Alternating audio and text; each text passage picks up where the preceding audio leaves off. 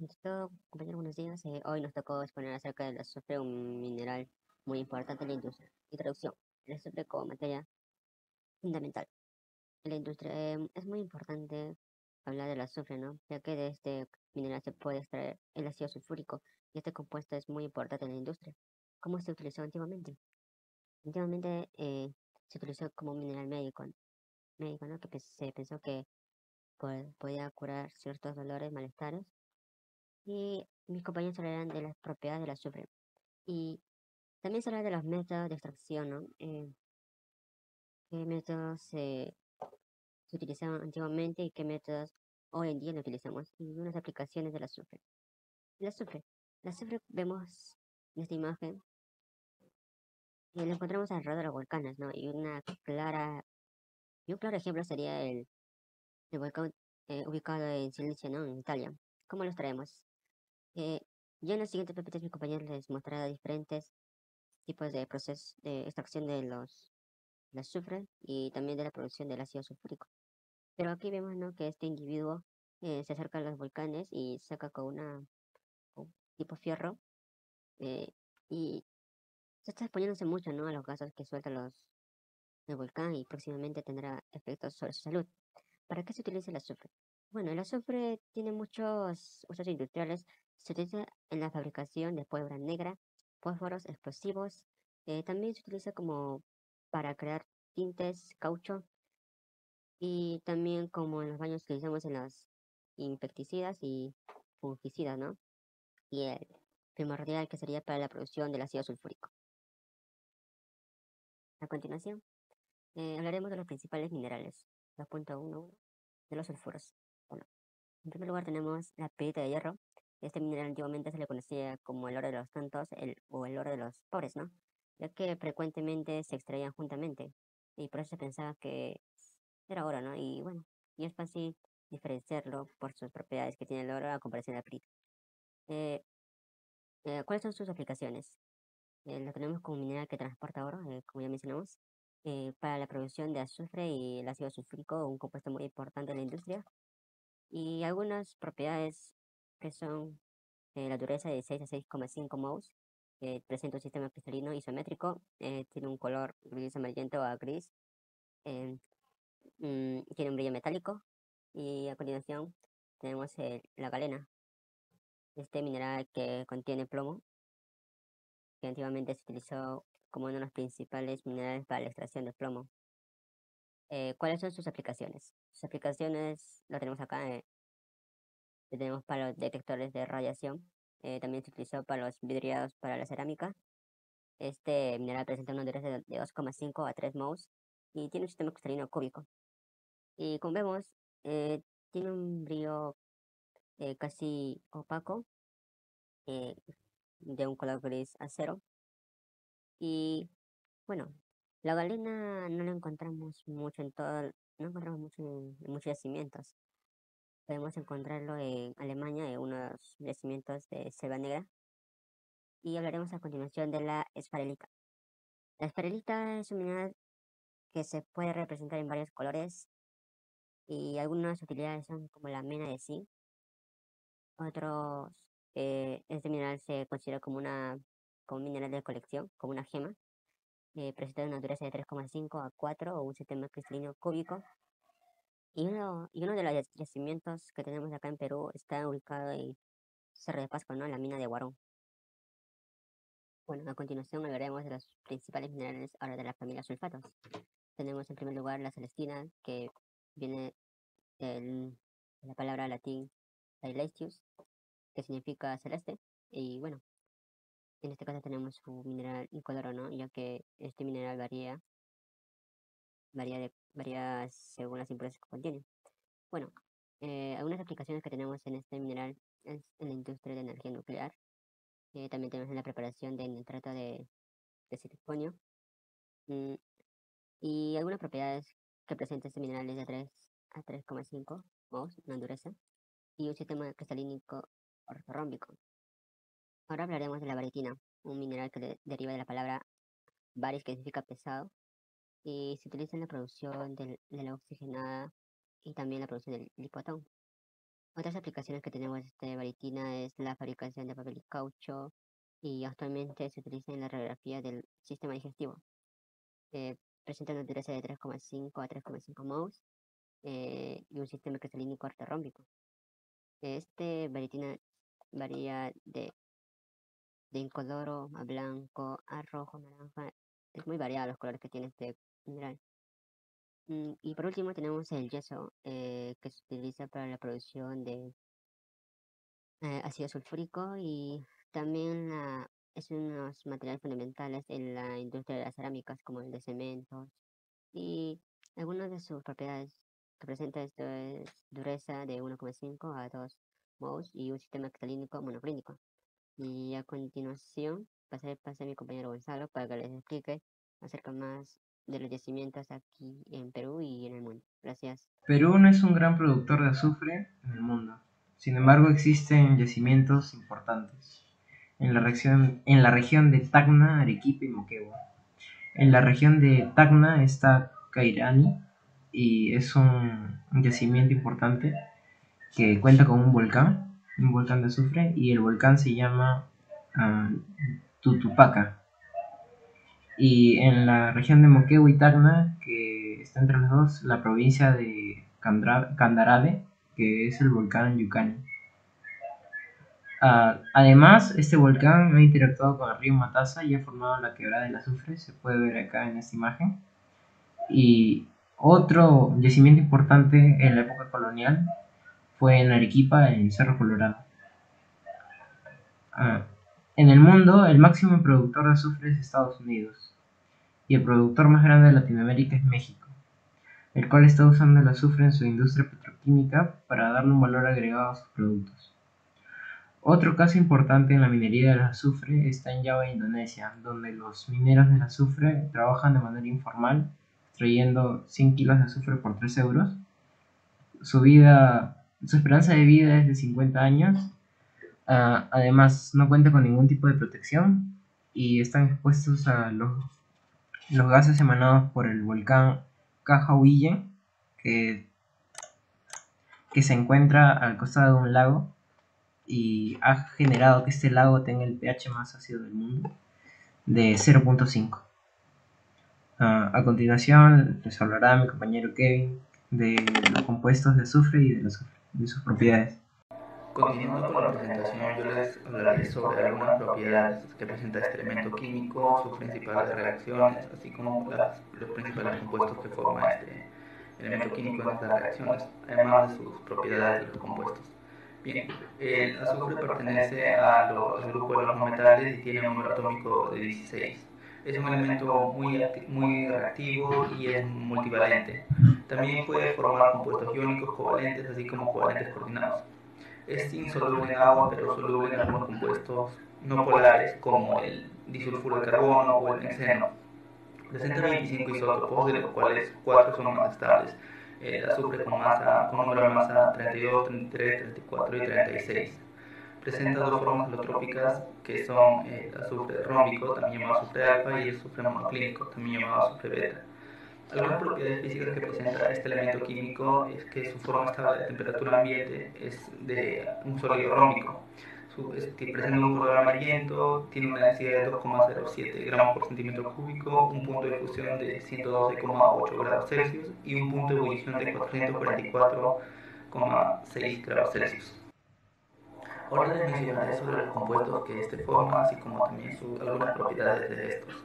Dentro del grupo de los compuestos están los óxidos de azufre, también los ácidos que contienen este elemento.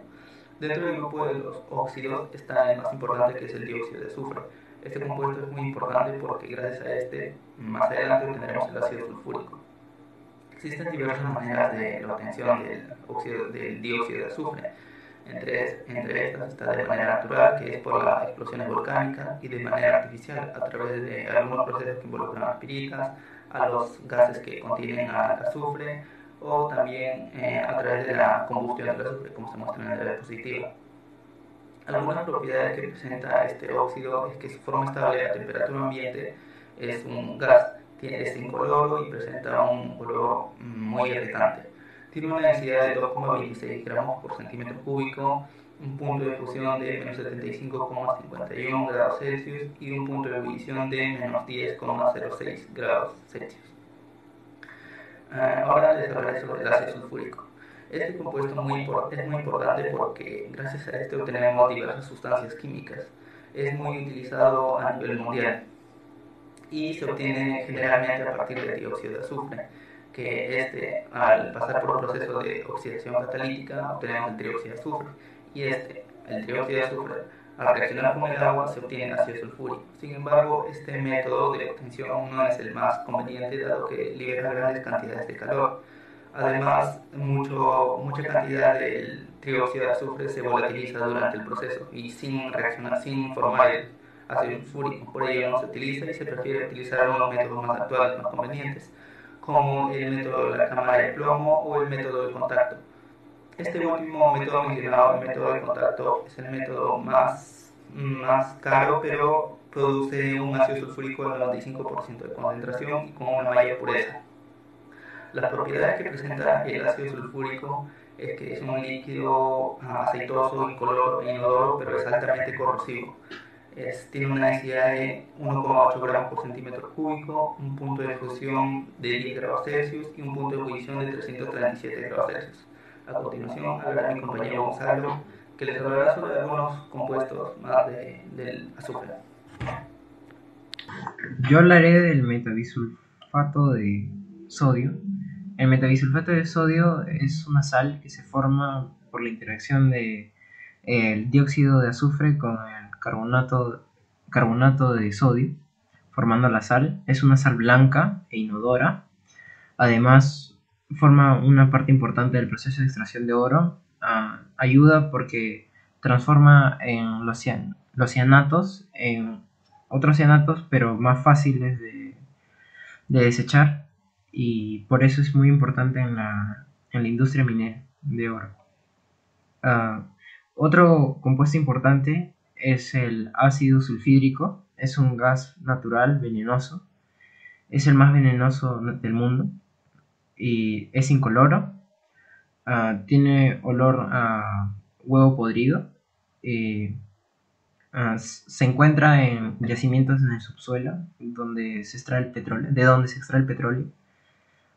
Es explosivo y también se puede producir artificialmente en el laboratorio por una síntesis de sulfuro de hierro con ácido clorhídrico.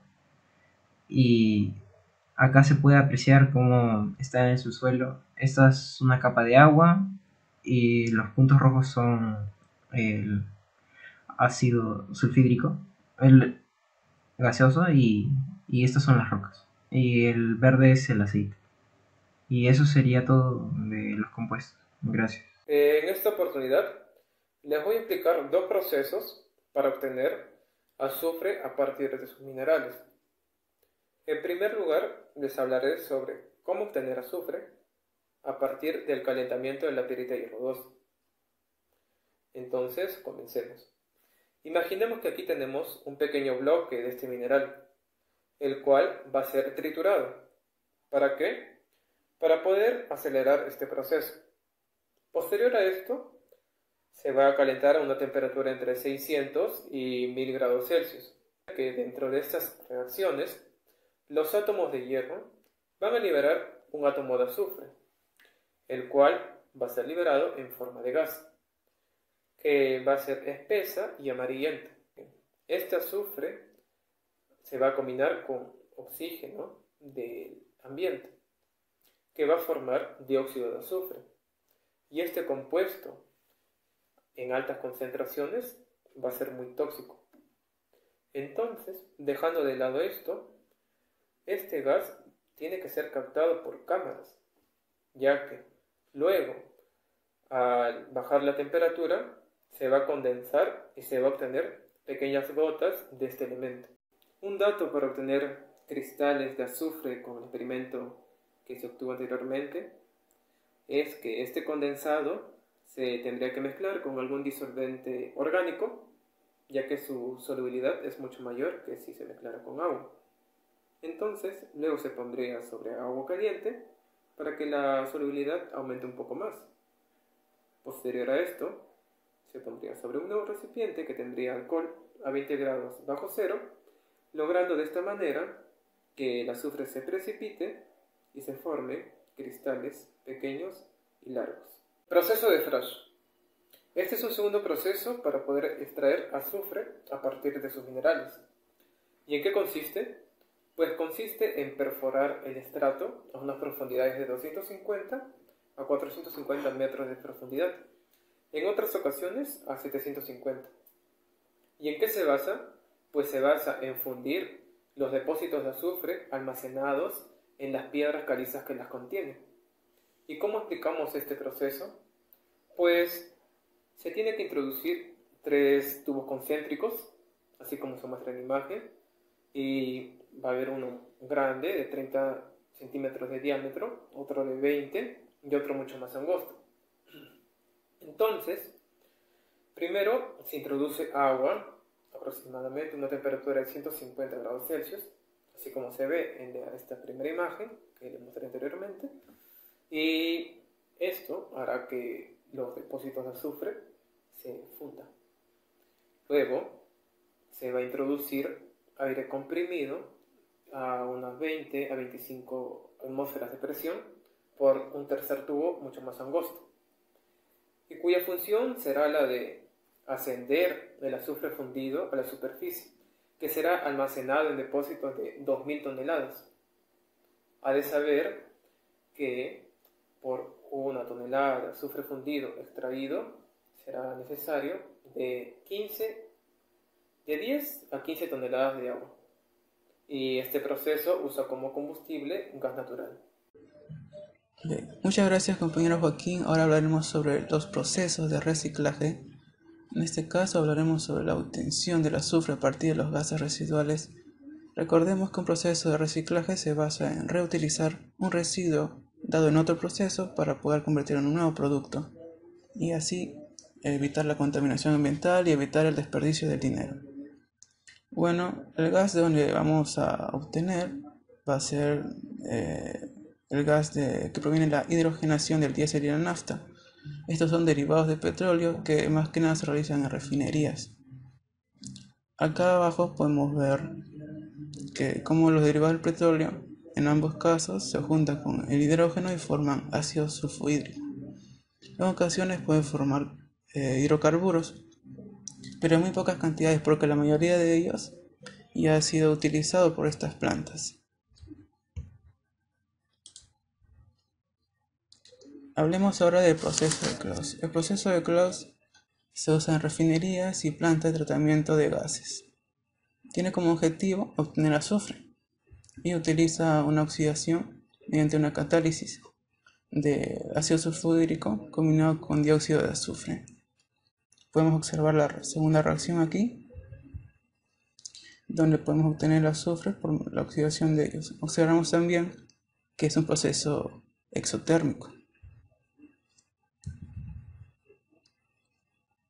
El proceso de Claus se basa principalmente en una combustión, luego pasa a una eliminación del calor de esa combustión, donde se puede obtener un poco de azufre, luego pasa a la oxidación mediante catálisis, a una condensación después, donde por fin se obtiene la mayoría del azufre.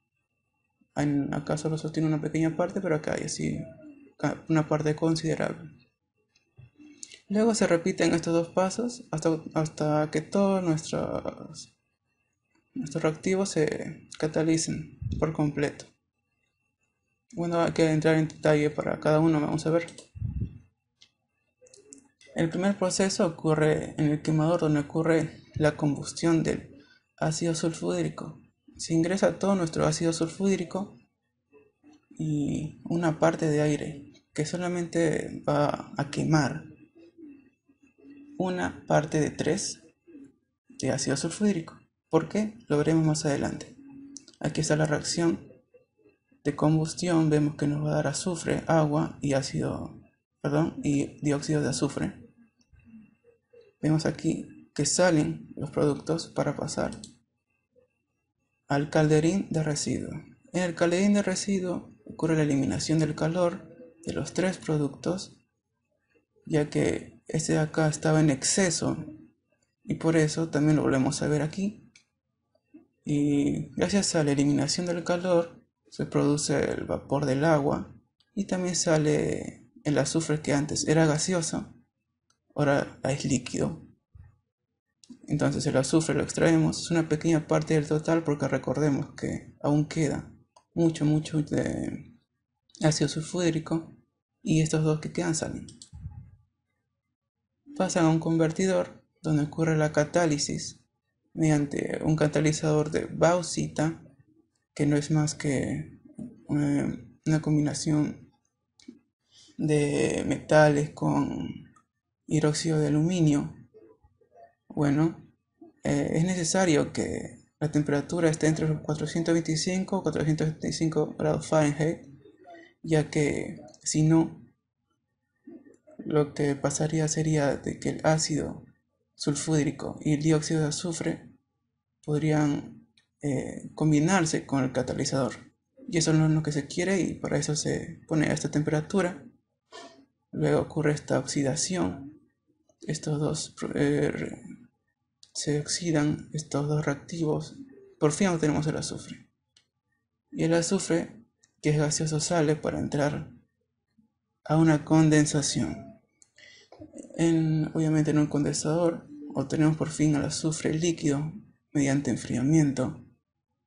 Y así repetimos este último proceso y el anterior un par de veces más para poder obtener todo el azufre posible de todo nuestro gas, que era rico en ácido sulfúrico.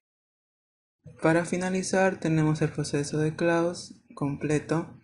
Vemos el quemador, donde entra el aire y el gas ácido, que luego pasa al calderín de residuo, donde expulsa el vapor.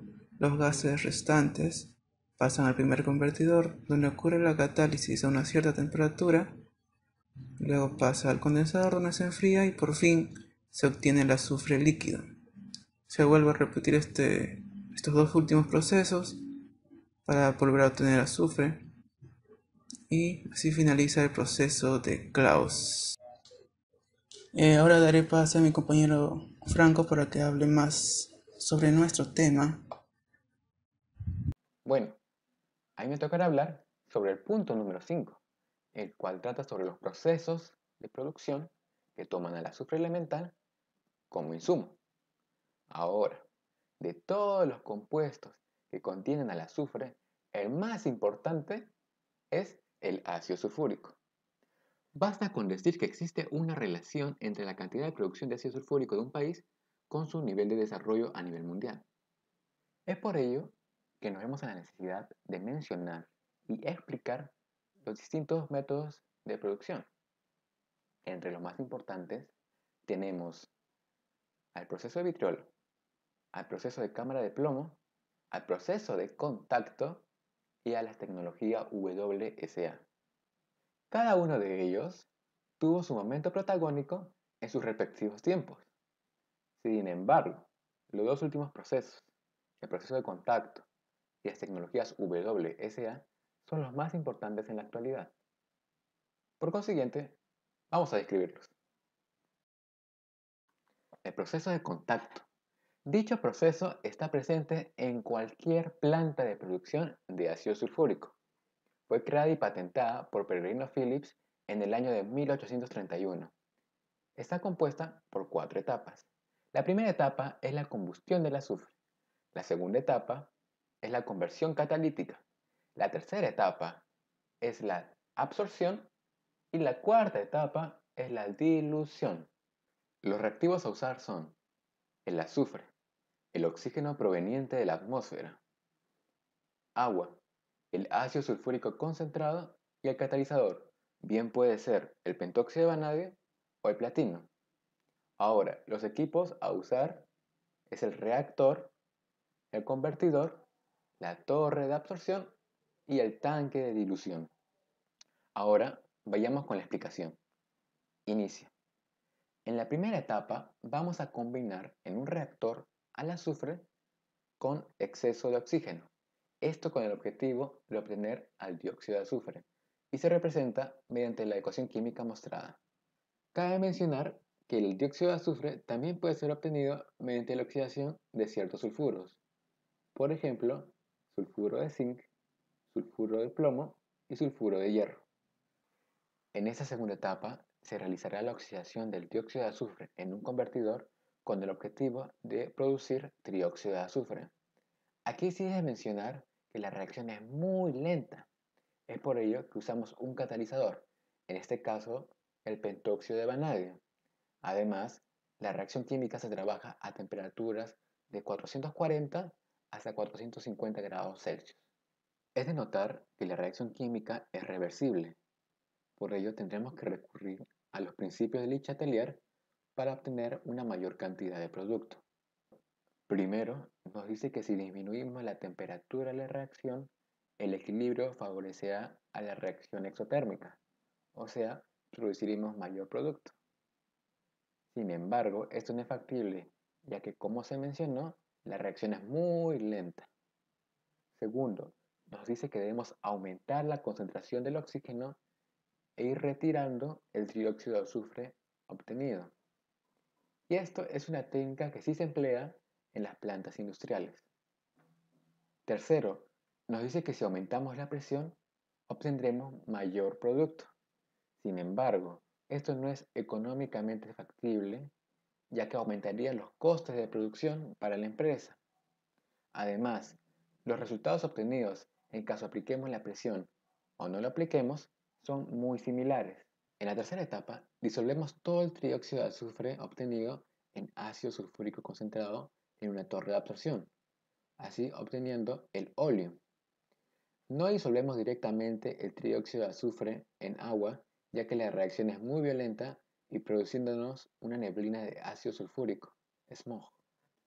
En la cuarta y última etapa, se diluirá todo el óleo obtenido en un tanque de dilución para así obtener el doble de ácido sulfúrico invertido con una concentración de 99%. Por lo tanto, es de concluir que el proceso de contacto es factible en la industria, ya que nos entrega un ácido sulfúrico de altas concentraciones. Sin embargo, esta presenta dos desventajas. La primera es que las materias primas a usar deben ser muy puras. Y la segunda es que en altas temperaturas este catalizador no es muy eficiente. Por ello, en esos tiempos se viene usando otro método, la tecnología WSA.